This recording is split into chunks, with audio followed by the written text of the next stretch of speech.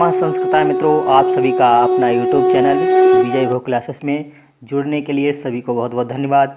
आज जो है आपका टेट, सुपर टेट और सी टेट अन्य प्रतियोगी परीक्षाओं में जहां से संधि से बनने वाले प्रश्न हैं, तो आपका आज जो है संधि प्रश्नोत्तरी संधि का प्रैक्टिस सेट लेकर के आए हैं, जो परीक्षा की दृष्टि से बहुत ही महत्वपूर्ण प्रश्न है। तो चलिए स्टार्ट करते हैं। और सभी मित्र जो है वीडियो को सबसे पहले शेयर कर दीजिएगा अपने मित्रों को। तो चलिए स्टार्ट करते हैं। संधि प्रकरण में संधि शब्द किस लिंग का है? पहला प्रश्न क्या है? संधि शब्द किस लिंग का है? संधि शब्द किस लिंग का है? स्त्रीलिंग, ए ऑप्शन में, बी ऑप्शन पुल्लिंग, सी ऑप्शन नपुंसक लिंग, डी ऑप्शन उपरोक्त सभी। तो क्या होगा? संधि शब्द किस लिंग का है? तो प्रश्न संख्या 1 का उत्तर दीजिएगा। तो संधि शब्द जो है वो हमारा किस शब्द का है, मतलब किस लिंग का है? संधि शब्द किस लिंग का है? तो प्रश्न संख्या 1 का बी ऑप्शन से होगा, ये पुल्लिंग का है। संधि शब्द जो है किस लिंग का है? पुल्लिंग का है। तो 1 का बी ऑप्शन सही हो गया। प्रश्न संख्या 2, दो वर्णों के मेल से जो विकार उत्पन्न होता है उसे कहते हैं समास, बी ऑप्शन कारक, सी ऑप्शन शब्द, डी ऑप्शन संधि।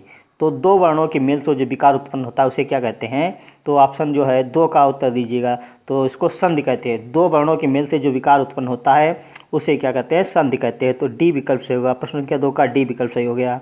अगला प्रश्न संख्या 3, वर्णानाम परस्परम विकृतमति संधानम रिक्त स्थान की पूर्ति करें। तो शब्द, बी ऑप्शन वर्णा, सी ऑप्शन संधि, डी ऑप्शन लिंगा। तो वर्णानाम परस्परम विकृतमत संधानम रिक्त स्थान का पूर्ति करना है। 3 का उत्तर दीजिएगा समित। तो 3 का जो क्या होगा? वर्णानाम परस्परम विकृतमत विक्रमयेत संधानम संधि। तो प्रश्न संख्या 3 का सी विकल्प से होगा, संधि भरा जाएगा।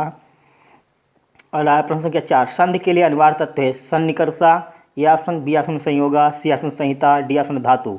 तो क्या होगा? प्रश्न संख्या 4 का उत्तर दीजिएगा समिति। 4 का संधि के लिए अनिवार्य तत्व बताना है। तो 4 का जो है क्या ऑप्शन सही होगा? हाँ ठीक है, बहुत अच्छा उत्तर आ रहा है। 4 का सी विकल्प से होगा। संधि के लिए अनिवार्य तत्व जो होता है वो क्या होता है? संहिता होता है। 4 का सी विकल्प से होगा, संहिता।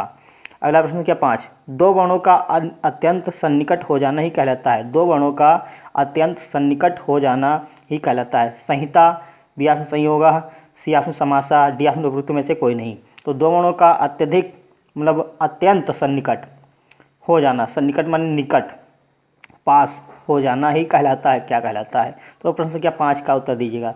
तो क्या कहलाता है? संहिता कहलाता है। परासन्निकर्षा संहिता।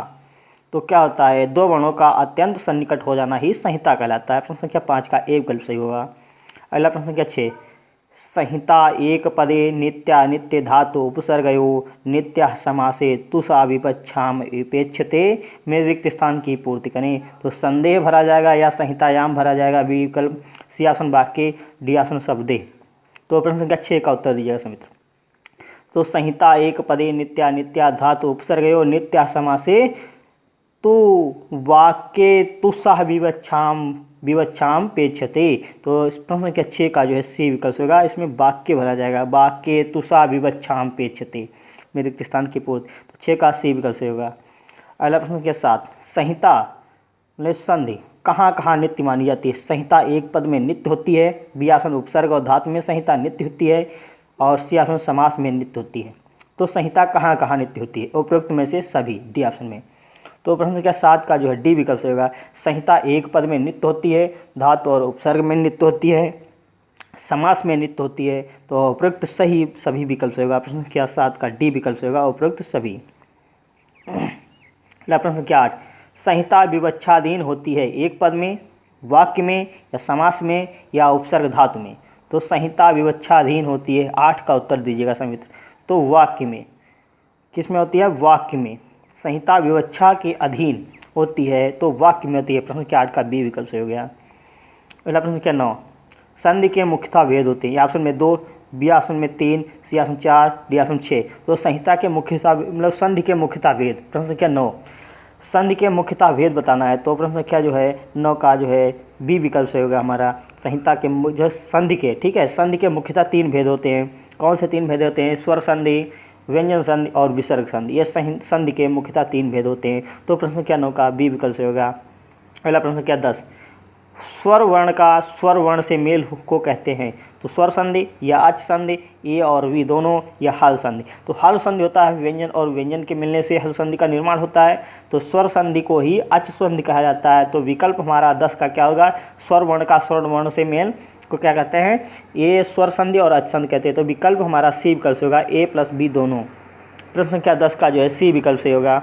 अगला प्रश्न संख्या 11, व्यंजन के बाद स्वर या व्यंजन वर्णों के आने पर जो विकार होता है उसे कहते हैं स्वर संधि या हल या व्यंजन संधि, अयादि संधि या गुण संधि। तो क्या होगा, व्यंजन के बाद स्वर या व्यंजन वर्णों के आने पर जो विकार होता है वह कहते हैं, उसे कहते हैं।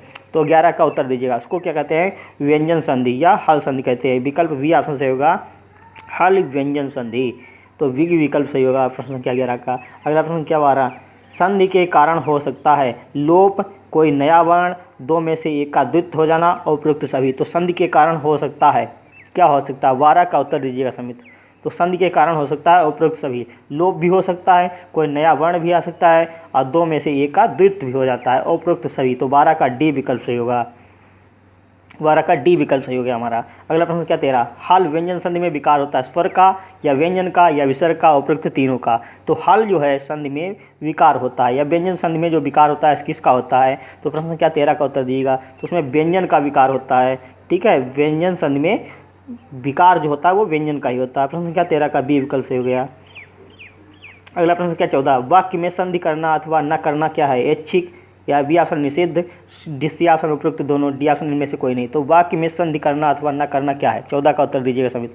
तो 14 में जो होता है वो ऐच्छिक होता है, वाक्य में संधि करे अथवा न करे तो वो ऐच्छिक होता है, ए विकल्प से होगा, 14 का ए विकल्प से हो गया। प्रश्न क्या 15, संधि है पद विधि वर्ण विधि इनमें से दोनों या इनमें से कोई नहीं। तो संधि क्या है, संधि है। प्रश्न संख्या 15 का उत्तर दीजिएगा। तो 15 का बी विकल्प होगा, ये वर्ण विधि है, जो संधि का है ये वर्ण विधि है। तो प्रश्न संख्या 15 का जो है बी विकल्प हो गया हमारा, संधि वर्ण विधि है। अगला प्रश्न क्या 16, व्याकरण से संबंधित संधि नहीं है, व्यंजन संधि, स्वर संधि, बी ऑप्शन व्यंजन संधि, सी ऑप्शन विसर्ग संधि, डी ऑप्शन मुख संधि। तो व्याकरण से संबंधित संधि जो है वो हमारी कौन सी है, मुख संधि नहीं है। प्रश्न संख्या 16 का डी विकल्प हो गया। अगला प्रश्न क्या 17 का उत्तर देंगे सभी मित्र। अका सवर्णीय दीर्घ किस संधि का सूत्र है, दीर्घ संधि का या गुण संधि का या वृद्धिरेच का, वृद्धि संधि का या आयाति संधि का, क्या होगा, अका सवर्णीय दीर्घ किस संधि का सूत्र है, 17 का उत्तर दीजिएगा सभी मित्र। तो दीर्घ संधि का होता है अका सवर्णीय दीर्घ, गुण संधि का होता है आदगुण, वृद्धि संधि का होता है वृद्धिरेच, आयाति संधि का होता है एचो आयवा। तो क्या हो गया, अका सवर्णीय दीर्घ दीर्घ संधि का सूत्र होता है। तो किस संधि का, दीर्घ संधि का, 17 का ए विकल्प से होगा हमारा, 17 का ए विकल्प। अगला प्रश्न संख्या 18, अका सवर्णीय दीर्घा में अक प्रत्याहार में कितने वर्ण का बोध होता है, आ यू री री, बी ऑप्शन में आ यू री, सी ऑप्शन आ यू ड़। तो अका सवर्णीय दीर्घा में अक वर्ण में कितने वर्णों का प्रत्याहार का मतलब अक प्रत्याहार में कितने वर्णों का बोध होता है, 18 का उत्तर दीजिएगा समित। तो 18 का जो है ए विकल्प से होगा, 18 का ए विकल्प से होगा, ठीक है, आ यू ड़ आ यू री लिख। तो अका सवर्ण में 5 वर्णों का, अक प्रत्याहार में कितने वर्णों का बोध होता है, 5 वर्णों का आता है, आ यू री और री। तो प्रश्न क्या 18 का ए विकल्प से होगा। अगला प्रश्न क्या 19, आ छोटा आ या बड़ा आ के बाद आ या बड़ा आ आए तो क्या आदेश होगा, दीर्घ आ होगा या ह्रस्व आ होगा या प्लुत आ ई होगा या उपयुक्त सभी। तो 19 का उत्तर दीजिएगा समित। तो 19 में जो होता है दीर्घ ह्रस्व या दीर्घ आ के बाद ह्रस्व आ या दीर्घ आ आए तो क्या आदेश होगा, उसका दीर्घ आ आदेश हो जाता है दीर्घ संधि में। तो प्रश्न क्या 19 का ए विकल्प से होगा। अगला प्रश्न क्या 20, यदि री के बाद री आए शब्द आए तो दोनों के स्थान पर क्या होगा, ह्रस्व री होगा या दीर्घ री होगा, दीर्घ री होगी हरा या डी ऑप्शन ह्रस्व ला होगा। तो ह्रस्व ला नहीं होगा। तो प्रश्न क्या 20 का उत्तर दीजिएगा। यदि री और के बाद री आए तो दोनों के स्थान पर होगा ह्रस्व री या दीर्घ री या दीर्घ री होगी। तो दीर्घ री होती नहीं है, विकल्प हमारा ये भी कट जाएगा, सी डी दोनों कट गए, विकल्प बचा है ए और बी। तो प्रश्न संख्या 20 में जो है हमारा क्या होगा, उसका दीर्घ री हो जाती है, तो बी विकल्प से होगा दीर्घ री। अगला है दीर्घ संधि का उदाहरण है हिमालय, दैत्यारी, श्रीशाह, उपयुक्त सभी। तो दीर्घ संधि का उदाहरण बताना है। प्रश्न क्या 21 का। तो ये सभी हमारे दीर्घ संधि के उदाहरण है, क्या होगा 21 का डी विकल्प से होगा। ये सभी हमारे दीर्घ संधि का उदाहरण है। हिमालय, हिम प्लस आलय, दैत्य, ठीक है, दैत्य प्लस आरी और श्री प्लस ईसा, ठीक। तो हमारे ये दीर्घ संधि के सभी उदाहरण हैं, तो आपका उपयुक्त सभी हो जाएगा। प्रश्न संख्या 22 का उत्तर दीजिएगा। अकासवर्ण दीर्घा सूत्र के उदाहरणों में री वर्ण का उदाहरण नहीं है, इसका क्या कारण है। उदाहरण देने की आवश्यकता नहीं समझी गई है, इस पर ध्यान नहीं गया है, या उदाहरण देने वाले के अज्ञान का सूचक है या रिकार का दीर्घ नहीं होता। अकासवर्णीय दीर्घ सूत्र के उदाहरणों में री वर्ण का उदाहरण नहीं है। तो क्या है प्रश्न संख्या 22 का, तो 22 का डी विकल्प होगा। इसका रिकार का जो है दीर्घ नहीं होता है, इस वर्ण का, इस री का दीर्घ नहीं होता है, ठीक है। तो इसीलिए ये रिकार का दीर्घ नहीं होता है, इसलिए इस अकासवर्णीय दीर्घा सूत्र के उदाहरणों में री वर्ण का उदाहरण नहीं है। इसका कारण यही है। तो प्रश्न संख्या 22 का डी विकल्प सही होगा। अगला प्रश्न संख्या 23, हो त्रिकारा इस शब्द की सिद्धि करने वाला सूत्र है। अदेंगुणा या अकासवर्णीय दीर्घा, सी ऑप्शन एको एणाची, डी ऑप्शन एचो अयवायवा। तो हो त्रिकारा 23 का उत्तर दीजिएगा। सही में तो 23 का जो है अकासवर्णीय सूत्र के द्वारा ये हो त्रिकारा, होत प्लस रिकारा, होत्र प्लस रिकारा बनता है, ठीक है, होत्र प्लस रिकारा। तो वहाँ पर अकासवर्णीय दीर्घ सूत्र के द्वारा बनेगा होत्रिकारा। तो प्रश्न संख्या 23 का बी विकल्प सही होगा।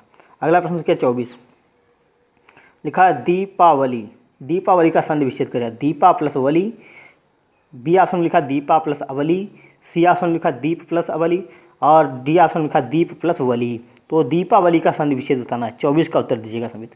तो 24 का जो है सी विकल्प होगा, दीप प्लस अवली होगा, दीप प्लस अवली, 24 का सी विकल्प हो गया, ठीक है। दीपावली का दीप प्लस अवली बनता है, तब जाके दीर्घ संधि हो जाता है। दीर्घ संधि का उदाहरण है। अगला है 25, गुरु उपदेशा का संधि विच्छेद होगा। गुरु प्लस उपदेशा, गुरु प्लस उपदेशा और सी ऑप्शन लिखा गुर प्लस उपदेशा, डी ऑप्शन गुरु उपदेशा, गुरु उपदेशा। तो क्या होगा प्रश्न संख्या 25 का उत्तर दीजिएगा समित। तो 25 का ए विकल्प होगा, गुरु प्लस उपदेशा बनता है। तो प्रश्न संख्या 25 का ए विकल्प होगा, 25 का ए विकल्प। अगला प्रश्न संख्या 26, मातृधन ऋणम, मातृणम किस संधि का उदाहरण है। दीर्घ संधि, गुण संधि, वृद्धि संधि या पररूप संधि। तो ये मातृणम किस संधि का उदाहरण है, 26 का उत्तर दीजिएगा समित। तो 26 का ये दीर्घ संधि का उदाहरण है। अकासवर्णीय दीर्घ में मातृ प्लस ऋणम बनता है, मातृणम दीर्घ संधि का उदाहरण है। 26 का ए विकल्प से होगा। 27 दीर्घ संधि का उदाहरण नहीं है। विद्यालय, हिमाल, देवालय, भानुदया, बी ऑप्शन है धीसा, रजनीसा, सतीसा, दैत्यारी दीर्घ संधि का उदाहरण है। तो महेशा, सी ऑप्शन में रमेशा, गणेशा, सुरेशा। तो 27 का जो है हमारा कौन सा विकल्प होगा समय मित्र देखिए, 27 का सी विकल्प होगा। ये महेशा, रमेशा, गणेशा, सुरेशा ये हमारे दीर्घ संधि का उदाहरण नहीं है। बाकी सभी हमारे दीर्घ संधि के उदाहरण दिए हैं, ठीक है। तो 27 का सी विकल्प से होगा। अगला प्रश्न क्या 28, आदि गुणा सूत्र है। दीर्घ संधि का या गुण संधि का या वृद्धि संधि का या आदि संधि का। तो आदि गुणा संधि जो है गुण संधि का सूत्र है। तो प्रश्न संख्या 28 का बी विकल्प से होगा हमारा गुण संधि। अगला है हर्षु या दीर्घ आ के बाद हर्षु या दीर्घ ई ओ री और री आए तो दोनों के स्थान पर क्रमशः हो जाता है ए ओ अर अल, ए ऑप्शन, बी ऑप्शन में ए औ आर आल, सी ऑप्शन में आ ई ओ री और री उपरोक्त में से कोई नहीं। तो क्या ऑप्शन सही होगा, आ हर्षु आ या दीर्घ आ के बाद हर्षु या दीर्घ ई ओ री आए तो दोनों के स्थान पर क्रमशः हो जाता है। 29 का उत्तर दीजिएगा समित। तो 29 का जो है ए विकल्प होगा, ए ओ अर अल हो जाता है। तो ई के स्थान पर ए, ऊ के स्थान पर ओ, री के स्थान पर अर और री के स्थान पर अल हो जाता है हर्षु आ या दीर्घ आ के बाद, ठीक है। तो ऑप्शन हमारा ए विकल्प होगा, 29 का ए विकल्प सही होगा। अगला प्रश्न क्या 30, हर्षु आ या दीर्घ आ के बाद री, दीर्घ री, हर्षु री या दीर्घ री आए तो अर किस संधि में होता है, दीर्घ संधि में या पररूप संधि में या गुण संधि में या इस्तो चुनास चु। तो 30 का उत्तर दीजिएगा। तो 30 का सी विकल्प होगा, ये गुण संधि में हो जाता है। 30 का सी विकल्प होगा, ये गुण संधि में हो जाता है। गुण संधि का उदाहरण नहीं है उपेंद्र, गंगोदकम, उमेशा, पवना। तो गुण संधि का उदाहरण नहीं है, क्या है ऑप्शन नहीं होगा। तो जो है पवना ही हमारा अयाद संधि का उदाहरण है। तो 31 का जो है डी विकल्प होगा, ये अयाद संधि का बनता है, पो प्लस अना, ठीक है, पवना। तो ये दीर्घ संधि का नहीं, मतलब गुण संधि का उदाहरण नहीं है। 31 का डी विकल्प से होगा। अगला प्रश्न क्या 32, निम्नलिखित में से किसमें आदगुणा सूत्र में संधि है।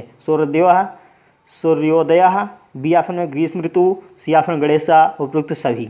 तो निम्नलिखित में से किसमें आदगुणा सूत्र से संधि है, पूछा गया आदगुणा सूत्र से संधि है। तो 32 का उत्तर दीजिएगा समित। तो 32 का जो है उपयुक्त सभी विकल्प होगा, सभी में आदगुणा सूत्र से गुण संधि हुई है। अगला प्रश्न क्या 33 वसंत ऋतु, प्रश्न वसंत ऋतु में संधि है, दीर्घ संधि, वृद्धि संधि, गुण संधि या आदि संधि। तो वसंत ऋतु में संधि है तो क्या होगा, 33 का उत्तर दीजिएगा समित। तो 33 का सी विकल्प होगा, उसमें गुण संधि है। ठीक है, गुण संधि क्या होगा, 33 का सी विकल्प से होगा, गुण संधि है। अगला प्रश्न संख्या 34 ब्रह्म प्लस ऋषि में किस सूत्र से संधि का विधान हुआ है, अधिंग गुणा से या वृद्धिरेच से या आद गुणा से या एकोणच से। तो ब्रह्म प्लस ऋषि में किस सूत्र से संधि का विधान हुआ है, 34 का उत्तर दीजिएगा समिति। तो 34 का जो है सी विकल्प से हुआ, ये आद गुणा से इसमें गुण संधि हुई है, आद गुणा से। तो हमारा 34 का सी विकल्प सही होगा। अगला प्रश्न संख्या 35 गुण संधि युक्त उदाहरणों का समूह नहीं है, महर्षि, देवऋषि, ब्रह्मऋषि, राजऋषि, सप्तऋषि। बी ऑप्शन रमेशा, सुरेशा, देवेशा, इंद्रेशा। सी ऑप्शन है तवल लकारा, ममल लकारा, वसंत ऋतु। डी ऑप्शन है देवेश्वर्यम, महेश्वर्यम, विद्येश्वरम। तो गुण संधि युक्त उदाहरणों का समूह नहीं है, 45 का उत्तर दीजिएगा समित। तो 45 का जो है डी विकल्प से होगा, ये देवेश्वर्यम, महेश्वर्यम, विद्येश्वरम ये हमारे दीर्घ गुण संधि का उदाहरण नहीं है, बाकी सभी गुण संधि का उदाहरण है। अगला है प्रश्न संख्या 36 वृद्धि संधि विधायक सूत्र है, वृद्धिरेच या वृद्धिरादेश, आद गुणा, एचो वायवा। तो वृद्धि संधि विधायक सूत्र पूछा गया है वृद्धि संधि को, तो क्या होगा, 36 का उत्तर दीजिएगा। तो वृद्धि संधि विधायक सूत्र जब पूछा जाए तब हमारा वृद्धिरेच होगा, या वृद्धि संज्ञा विधायक सूत्र पूछा जाए तो होगा वृद्धिरा आदेश। तो इसका विकल्प पूछा गया है, प्रश्न में पूछा गया है वृद्धि संधि विधायक सूत्र, तो जो है 36 का ए विकल्प हमारा सही होगा। ठीक है, ये संज्ञा सूत्र है, ये क्या है, संज्ञा सूत्र है, ये संज्ञा सूत्र है। एक वृद्धिरादेश ये संज्ञा सूत्र है, किसका, वृद्धि का। ठीक है, वृद्धि संधि का संज्ञा विधायक सूत्र तो वृद्धिरादेश, और वृद्धि संधि विधायक सूत्र तो वृद्धिरेच। अगला प्रश्न क्या 37 महाऔषधि संधि युक्त पद होगा, महाऔषधि, महा प्लस औषधि पूछा गया। प्रश्न क्या 37 में क्या पूछा गया है, महा प्लस औषधि संधि युक्त पद होगा, महाऔषधि या मोहौषधि, महाऔषधि, उपयुक्त सभी। तो क्या होगा, 35 का उत्तर दीजिएगा समय। तो 35 का ए विकल्प होगा, महाऔषधि बनता है, क्या बनेगा, महाऔषधि। 37 का ए विकल्प से होगा। अगला है आज के ये 37 प्रश्न आपके सभी समझ रहे। अगला जो है आपका अगला प्रैक्टिस सेट बहुत ही जल्द लाएंगे, कल फिर मिलते हैं अगले वीडियो में। वीडियो अच्छा लगे तो सभी मित्र लाइक शेयर करें, और जो नए मित्र हमारे साथ जुड़ रहे हैं वो चैनल को सब्सक्राइब करें और बेल आइकन को प्रेस करें ताकि हमारे द्वारा वीडियो आप सभी तक पहुंच सकें। और जो है आप कमेंट बॉक्स में ज़रूर बताएं वीडियो कैसा लगता है, और सभी मित्र जो अधिक से अधिक संख्या में लाइव आएँ, इससे हमारा मनोबल बढ़ता है। इससे संख्या प्रतिदिन हमारी लाइव में बहुत ही कम होती जा रही है धीरे धीरे, और आपको परीक्षा के बाद में ही पता लगता है कि हम काश पढ़ लिए होते तो हमको परीक्षा में अच्छा नंबर आता है। तो सभी जो मित्र है समय से अवश्य जुड़िएगा, प्रतिदिन शाम को 6 बजे लाइव क्लास से हम लेकर के आते हैं, तो आप लोग सभी जो है 6 बजे लाइव क्लास से अवश्य अनिवार्य रूप से जुड़ें। तो सभी मित्रों को बहुत बहुत धन्यवाद। नमः संस्कृताय, शुभ संध्या, शुभ रात्रि।